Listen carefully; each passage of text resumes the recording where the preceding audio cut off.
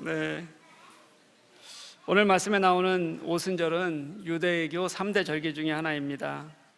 6월절 이후에 50일째 되는 날이라는 뜻으로 오순절이라는 이름이 붙여졌고요.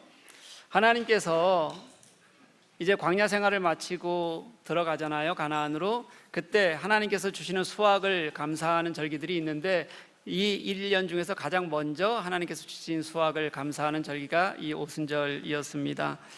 이런 감사절기가 되면 유대인들은 유대 땅에 살던 사람들도 그랬지만 여기저기 디아스포라로 흩어져 있던 사람들도 예루살렘으로 모였고 그곳에서 하나님을 예배했습니다. 오늘 본문의 오순절에도 각 곳에서 많은 사람들이 모여들었고요. 그때 성령 강림 사건이 일어나서 구약시대의 오순절을 우리는 신약시대에는 뭐라고 부르는 거냐면 성령 강림 주일 이렇게 부르는 겁니다. 저는 오늘 성령 강림절을 맞아서 성령이 어떤 분이신지 어떻게 역사하시는지는 그동안 여러 번 했는데 여러분들은 다 하나도 기억하지 못하시겠지만 하여튼 했어요. 그래서 오늘은 현장을 훑어보면서 하나님이 우리에게 주시는 말씀이 무엇일지를 한번 살펴보고자 합니다. 그래서 오늘 제목이 훑어보기예요. 예수님이 승천하신 후 마가의 집에는 12제자와 또 예수님의 하나님 되심을 믿고 따랐던 사람들이 모여서 기도하고 있었습니다. 사도행전 1장 4절에서 5절은 이렇게 기록되어져 있습니다. 사도와 함께 모이사 그들에게 분부하여 이르시되 예루살렘을 떠나지 말고 내게서 들은 바 아버지께서 약속하신 것을 기다리라. 요한은 물로 세례를 베풀었으나 너희는 몇 날이 못되어 성령으로 세례를 받으리라 하셨느니라. 이렇게 말씀하셨어요. 하나님께서 약속하신 것이 무엇이었냐면 성령이셨어요. 제자들은 예수님의 말씀대로 성령을 기다리는 중이었습니다. 그렇게 열흘이 지나고 유대인의 명절인 오순절이 되었습니다. 오순절에 다 같이 모여서 그들이 또 기도하고 있는데 예수님께서 승천하시면서 약속하신 성령이 내려왔어요. 성령이 내려오는 장면은 여러분 그 장면을 우리가 읽은 장면을 보면 하나님께서 구약에서 당신의 임재를 나타내시던 방법과 아주 거의 같아요. 소리, 바람, 불, 이것이 거기다 더해지면 구름까지 구약에서 하나님이 나타나실 때 당신을 보이시던 방법, 임재의 방법이었습니다. 성령의 임재에 이렇게 하나님의 임재와 똑같은 방법을 쓰셨다는 것은 무슨 뜻이냐면 성령께서 누구시라는 것을 보여주시는 거예요. 하나님이시라는 것을 보여주시는 겁니다. 구약에서의 하나님의 임재도 그랬고요. 오늘 성령님의 임재도 아주 중요한 특징이 몇 가지 있어요. 제가 오늘 그 특징을 몇 가지 좀 알려드리려고 그래요. 2절 말씀에 보면 뭐라고 얘기하냐면 온 집에 가득했다 이렇게 표현해요. 온 집에 가득했다, 꽉 채웠다 이런 뜻입니다. 다시 말하면 우리가 이런 것을 다른 말로 표현하면 충만했다 이렇게 표현하기도 합니다. 이스라엘 백성들이 구약에서 여러분 성막을 만들었잖아요. 성막을 다 만들고 나자 하나님께서 그 성막에 임재하시는 광경이 있어요. 출애굽기 40장 34절 말씀인데 뭐라고 얘기하냐면 구름이 회막에 덮이고 여호와의 영광이 성막에 충만했다 이렇게 표현해요. 구름이 회막에 덮이고 여호와의 영광이 성막에 충만했다. 이 충만하다는 단어가 하나님께서 오실 때 모든 하나님은 정말 충만하신 분이고 빈틈이 없는 분이셔서 우리에게 완전하게 임하시는 하나님을 표현하는 방법이라는 거예요. 오늘 강하고 바람 같은 소리가 있어서 제자들이 모여있던 온 집에 그 소리가 가득했다는 것도 마찬가지로 하나님께서 여기 이 자리에 온전하게 임재하셨다 그런 표현이라고 생각하시면 됩니다. 이게 첫 번째 특징이고요. 두 번째 특징은 뭐냐면 이 성령의 임재가 가득 차는 것 외에 구약과 전혀 다른 반대되는 특징도 또 이어지게 돼요. 그 이어지는 것이 뭐냐면 아주 신기한 경험은 뭐냐면 성령께서 그곳에 모인 각 사람에게 일하신다는 것을 보여주시는 거였어요. 이게 왜 중요하냐면 여러분 구약의 하나님은 공동체의 하나님이라는 성격이 굉장히 강했습니다.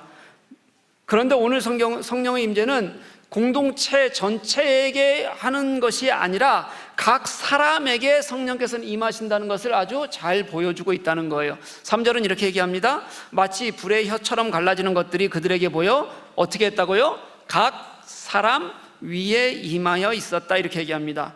이전에는 공동체의 하나님이셨어요. 하나님께서 나타나실 때, 사람에게 나타나실 때는 정말 일부 지도자나 아니면 선지자들을 통해서 말씀하셨어요. 개인을 찾아오셔서 말씀하신 거예요.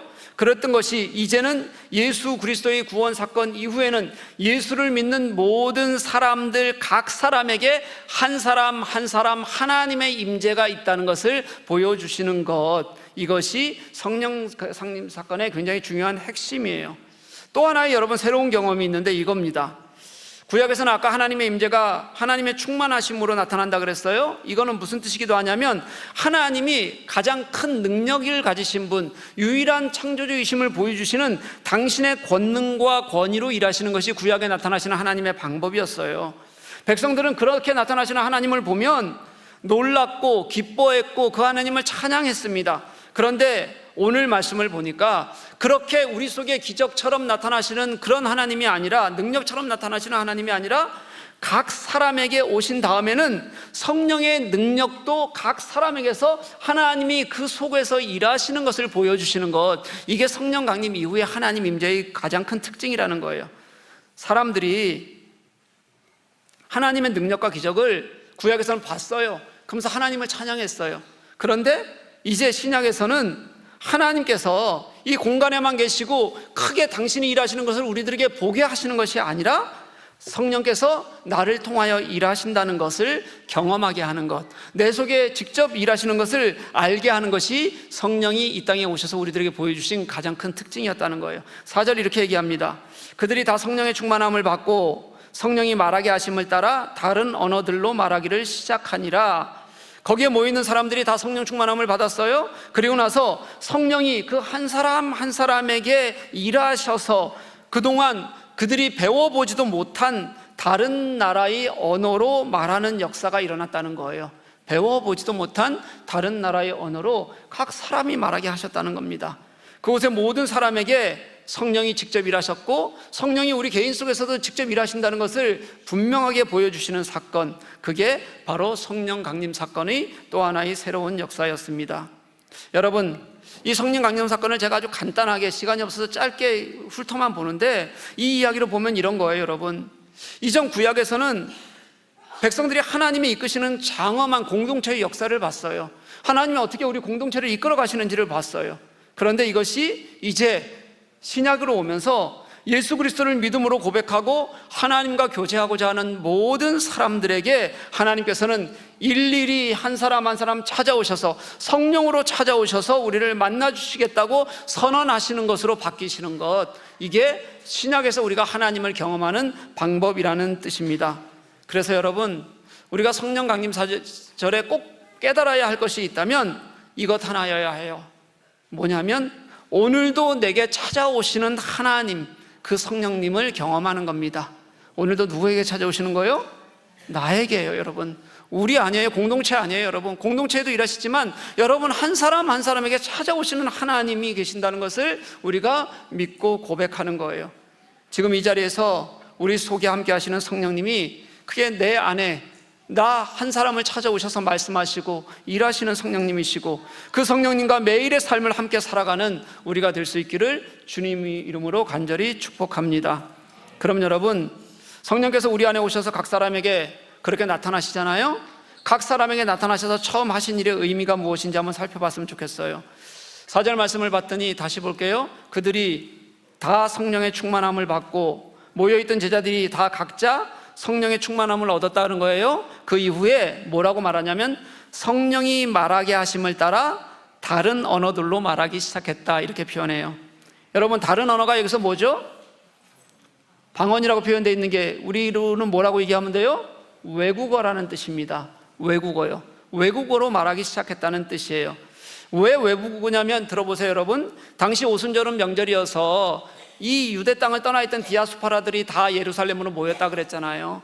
이렇게 모이는데 이렇게 유대 땅을 떠나 있었던 사람들 중에서는 민족 언어인 히브리어를 알지 못할 만큼 오랫동안 떠났던 사람들이 많아요. 오래된 사람은 1000년이 넘었거든요. 그 후손들은 히브리어를 알지 못하는 거예요. 그런 사람들이지만 자신의 하나님을 기억하기 위해서 올라오는 거란 말이에요. 이렇게 올라오는데 올라와서 히브리 언어를 모르는데 자기가 태어나서 살고 있던 그 땅의 언어가 들리는 거예요, 자기 귀에. 여러분, 들릴 수도 있죠, 그 땅의 언어가. 그렇죠? 만약에 하나, 두 개의 언어였으면 가능할 거예요. 지금처럼 통역 시스템이 이렇게 발달해도 어려운 일인데 하나, 두 개의 언어면 누군가가 배워서 했다고 얘기할 수 있을 거예요. 그런데 9절에서 11절 말씀을 보면 이 사람들이 어디서 모였냐면 당시 유대인 디아스포라가 살던 아시아 지역 전부, 유럽 지역 전체, 그리고 아프리카 지역 대부분 나라, 그리고 바빌론에 있던 지역까지 그 지역에 있던 사람들이 다 왔는데 그들이 다 자신의 언어로 하나님의 말씀을 들었다는 겁니다. 여러분, 각자 언어로, 외국어로 하나님의 말씀을 듣게 해서 그들에게 들려주려고 했던, 그들이 들었던 내용이 뭐냐면 11절 하반절 말씀인데요, 이렇게 얘기해요. 우리가 다 각 언어로 하나님의 큰 일을 말함을 듣는다, 이렇게 표현해요. 여러분, 각각 살던 곳의 언어로 들었던 내용이 뭐였냐면 하나님이 하신 큰 일. 당시 여러분, 성령 강림절에 하나님이 하신 큰 일은 무엇이었겠어요? 뭐였겠어요, 여러분? 예수 그리스도의 십자가 사건, 그 십자가로 얻는 우리의 구원 사건, 이것을 그들이 각자 외국 언어로 들었다는 뜻입니다. 여러분, 무슨 뜻이냐면요, 하나님께서 약속하신 성령이 각 사람에게 임했는데 그 첫 번째 역사가 뭐였냐면 각 사람에게 각 나라 언어로, 그곳에 모인 모든 사람들이 다 나라가 달랐어도 예수 그리스도의 십자가 복음을 들을 수 있었다는 거예요. 믿으십니까? 여러분, 이게 성령 강림의 첫 번째 역사였어요. 성령은 그냥 어떤 능력으로 나타나는 거 아닙니다, 여러분. 그 능력이라는 게 그저 우리 눈에 보이는 것으로 보여지는 것, 그런 것 아니에요. 그럴 수도 있지만 성령이 하셨던 첫 번째 일이 무엇인지를 기억하면 우리가 이 성령을 통해 무엇을 얻어야 할 수 있는지를 안다는 거예요. 한 사람 한 사람에게 직접 찾아오셔서 일하시는 하나님이시고 그 성령께서 처음 하신 일이 복음을 전하는 일이었다는 것을 잊지 않고 기억하는 것이 꼭 필요하다는 거예요, 여러분. 성령은 그 일을 위해서 이 땅에 오셨다는 겁니다. 오늘 여러분, 성령 강림 주일이기도 하지만 우리는 교회력으로 뭘로도 지켜요? 교사 주일로도 지킵니다. 여러분, 구약에서는 지도자의 역할과 제사장의 역할이 굉장히 중요했어요. 또 하나님께서 백성들에게 말씀하고 싶으셨을 때는 선지자를 대언자로 세워서 그 선지자의 역할도 아주 분명하게 큰 역사로 일하게 하셨어요. 그런데 여러분, 신약으로 넘어와서 초대교회가 되면서 제사장도 사라졌고 선지자도 사라집니다, 우리 기독교회는요. 그리고는 각 사역의 중요한 구분이 뭐가 되냐면 하나님 말씀을 어떻게 듣는가, 어떻게 전하는가 하는 것이 사역의 가장 중요한 부분이 됐어요. 다시 말하면 여러분, 뭐였냐면 신약으로 오면서 복음을 가르치는 것이 너무 중요한 사역의 핵심이고 사역을 나누는 기준이 됐다는 거예요. 그래서 초대교회 때는 여러분, 목사와 선지자와 교사가 따로따로 이름을 붙이긴 하지만 사실은 거의 다 구분 없이 같은 일을 했어요. 목사와 선지자, 교사가 어떤 일을 했겠어요? 복음을 전하는 일, 말씀을 가르치는 사람으로 그렇게 같은 일을 했다고 생각하면 돼요. 그들이 가르친 말씀이 뭐였어요? 복음, 예수 그리스도였다는 거예요. 근데 초대교회는 이렇게 중요하게 여겨졌던 교사라는 이름이 지금은 그 역할을, 그 이름의 역할을 상실해 가는 것 같아서 저는 굉장히 안타깝습니다. 교사들은 예나 지금이나 말씀을 맡은 사람들이고 그 말씀으로 생명을 돌보는 일들을 하는 사람들입니다. 우리 교회 교사들도 다르지 않습니다. 다를 수가 없습니다. 교사들이 어느 부서를 맡건 목적은 하나여야 합니다. 성령 강림 주일에 제자들이 성령의 능력으로 각국의 언어로 복음을 전했던 것처럼 그 복음을 아이들에게 제대로 전하는 사람들이 교사여야 한다는 뜻입니다. 바울 서신에 보면 예언의 은사라는 것이 있습니다. 이 바울이 말하는 예언의 은사는요, 내일을 미리 보고 점치듯이 말하는 그런 은사가 아니었습니다. 말씀을 잘 가르치는 은사를 예언의 은사라고 불렀어요. 그만큼 말씀 가르치는 것을 중요하게 여겼다는 뜻입니다. 저는 우리 교사들이 이런 하나님께서 맡겨주신 사명의 소중함을 잘 기억하고 회복했으면 좋겠어요. 그런데 여러분, 그렇다고 해서 교사가 말로만 가르치는 것은 또 아니에요. 교사가 가진 복음에 대한 생각이 있습니다. 열정이 있습니다. 그리고 교사가 주님 앞에 선 태도가 있습니다. 이것들까지 어린아이들에게 영향을 끼친다는 건 여러분 꼭 기억해야 합니다. 제가 예전부터 말씀을 많이 드렸는데요, 저는 제 신앙의 틀을 언제 가졌냐 생각해 보면 초등학교 4학년 때 교회학교 교사로부터 얻었습니다. 어려서 외갓집에서, 이게 떠돌이 생활을 많이 할 때이기 때문에 외갓집에서 약 1년 정도를 지냈어요.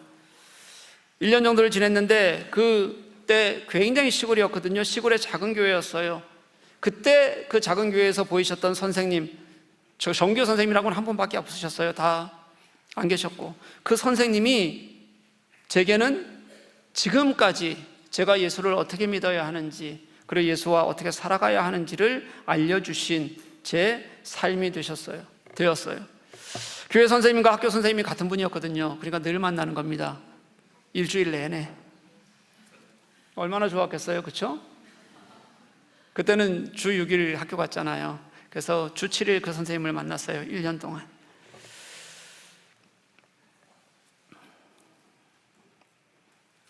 겨우 외갓집에 얹혀 살다 보니까 다른 사람들이 보면 이 아이는 되게 늘 그렇게 깨끗한 옷도 못 입고 그렇게 사는 아이였던 게 너무 분명하죠. 근데 그 아이에게 선생님은 늘 복음을 가르쳐 주기를 애쓰셨어요, 진짜. 교회 가면 저는 늘 교회 가서 사는 게 습관화되어 있는 아이였는데, 그래도 교회를 좋아했는데 먼저 늘 마룻바닥에서 기도하는 선생님 모습을 늘 볼 수 있었어요. 늘 그 선생님은 언제든지 제가 가면 마룻바닥에서 기도하고 계셨어요. 언제나 진심으로 내가 어떤 처지에 있건 가리지 않고 저를 진심으로 사랑하고 안아주는 모습으로 예수가 어떠신 분이신지를, 누구신지를 당신의 삶을 통해서 가르쳐 주셨어요. 저는 그 선생님과 단 1년 있었습니다. 1년 있고 다시 원주로 오게 됐는데, 그렇게 원주로 오면서도 그 선생님이 제게 주셨던 그 기억으로 저는 평생 교사의 모습도, 지금 저의 목회자의 모습도, 그리고 그리스도인의 모습도 기억합니다. 그 시간 이후로 예수를 단 한 번도 떠나본 적이 없습니다. 어떤 어려움이 있거나 힘들 때 교회를 먼저 찾아가는 습관이 들었고요. 제게는 그 선생님이 예수 믿는 사람의 표본처럼 여겨져서 늘 쫓아갈 수 있는 길처럼 보였습니다. 저는 그게 교사라고 생각해요. 목사도 교사고 선지자도 교사입니다. 교사는 복음의 사람이고 사람을 살리는 사람입니다. 사랑하는 교사 여러분, 부탁합니다. 저는 교사라면 주님 앞에 진실해야 한다고, 제발 아이들 앞에서 주님을 보는 그 마음에 거리낌이 없는 진실함이 있어야 한다고 그렇게 생각합니다. 여러분, 그러셔야 합니다. 기도하지 않는 교사가 어떻게 기도하자고 아이들에게 말할 수 있겠습니까? 그게 아이들에게 진심으로 전해지겠습니까? 온전히 정말 예배를 중요하게 소중히 여기지 않는 교사가 어떻게 아이들에게 진실한 예배로 이끌어갈 수 있겠습니까? 주님을 진실하게 먼저 고백하지 않는 교사가, 세상에 욕심이 있는 교사가 어떻게 아이들을 주님께 머물도록 그렇게 아이들을 인도할 수 있겠습니까? 소경이 사람을 인도하는 것과 같지 않겠습니까? 저는 그러지 말아야 한다고 생각합니다. 교사는 주님 앞에서 신앙의 길에서 먼저 진실하고 본이 되어져야 합니다. 성경 어디에도 교사를 가볍게 다루는 곳은 한 곳도 없습니다. 말씀을 맡은 자로, 생명을 맡은 자로, 교회의 덕을 세우는 자로, 그렇게 교사는 생명을 마주하고 서 있다는 것을 늘 가르쳐주고 있기 때문입니다. 사랑하는 교사 여러분, 또 하나 부탁하겠습니다. 신앙에 긍정적이 되십시오. 성령에 민감했으면 좋겠습니다. 다른 어떤 것보다 생명을 소중히 여기고 있다는 것을 여러분 잊지 말아야 합니다. 교사가 자꾸 뒤에서 부정적인 말을 하면 아이들에게 좋은 영향이 있을 수 있겠습니까? 초대교회를 한번 생각해 볼게요. 그때의 상황은 두려운 상황이었습니다. 예수 믿는다는 것이 죽음을 마주하는 것과 동일한 것이었습니다. 그런데 그럴수록 그들이 만약에 그런 환경 속에서 그 두려움 때문에 부정적인 영향력이 자꾸 입에서 자꾸 불평이 나왔다면 교회가 어떻게 됐겠습니까? 그런 교회는 존재하지 못했을 겁니다. 그래서 그들은 그 어려움 중에 소망을 먼저 보았습니다. 어려운 환경에서도 주님께서 일하시고 찾아오시는 그 주님을 먼저 생각했습니다.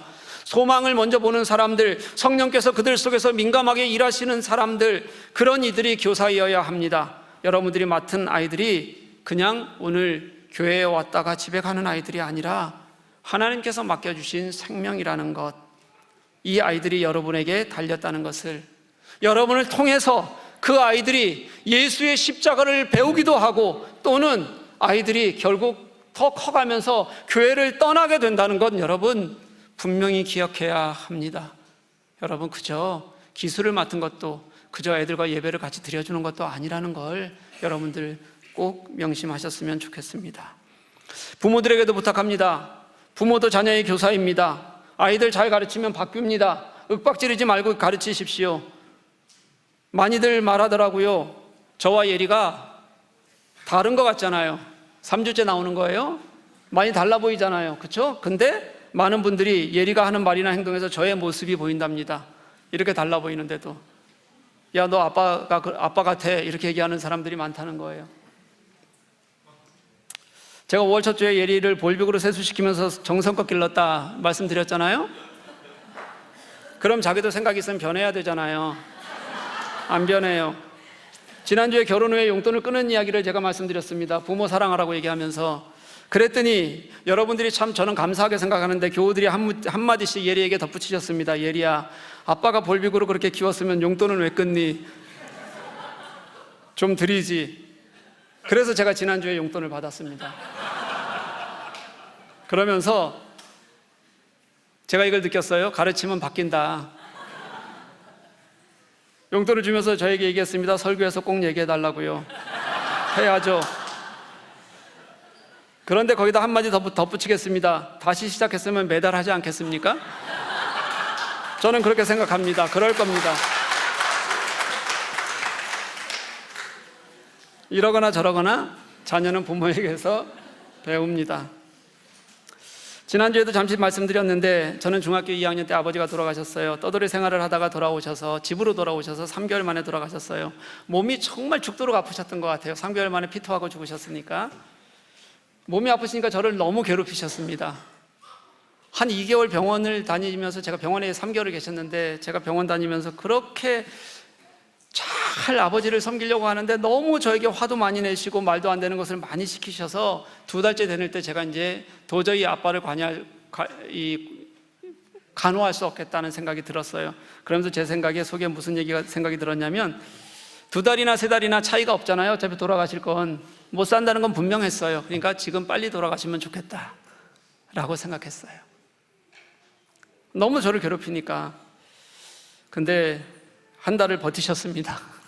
그리고 3달째 양동이에 연락이 왔어요. 교회에서 예배드리고 끝났는데 빨리 병원에 가봐라. 그래서 갔더니 피를 토하고 계셨고 제가 간 다음에도 양동이에 한 양동이를 더 토하시고 돌아가셨어요.